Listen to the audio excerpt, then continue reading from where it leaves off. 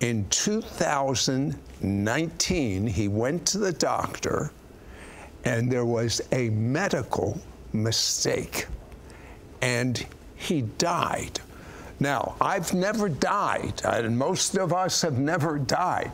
I want to know what that dying process was like. You saw an angel. What happened? The process to death was terrible. My body was filled in a toxic storm from a misdiagnosis. I consumed 7.5 months of medication in 29 days. The doctor misdiagnosed me, and quite frankly, when I came back and I was really wanted to share my story with everyone, I called the pharmacy, and the pharmacy immediately changed my medical records because they wanted to make it look like they made no error, right? But the journey to death was painful. And that one Friday night, it was the whole month, a culmination of that month. I was in absolute pain. My body was on fire. My wife, I say this all the time because I have to say it, because my wife has finally forgiven me for not telling her. I never wanted her to worry. I just didn't want her to worry. And that night, Friday night, I'm in terrible pain. I didn't wake my wife up. I'm going downstairs to lay on the couch, and I said, if the pain is still there, if it has not relented at all, I'm going to tell her to call 911 and go into the hospital. But it didn't happen. I went down to lay down, and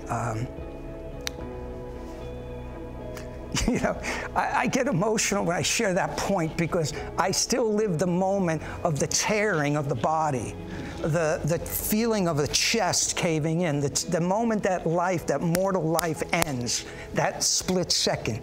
So that's a bump for me. I have to get over that one. So it happened, and my spirit just left my body. My spirit actually, it stepped out of my body like I'm getting up from a night's sleep. Just stepped out. All the pain you had? Gone. Everything was gone. I rose to the top of the living room where I was.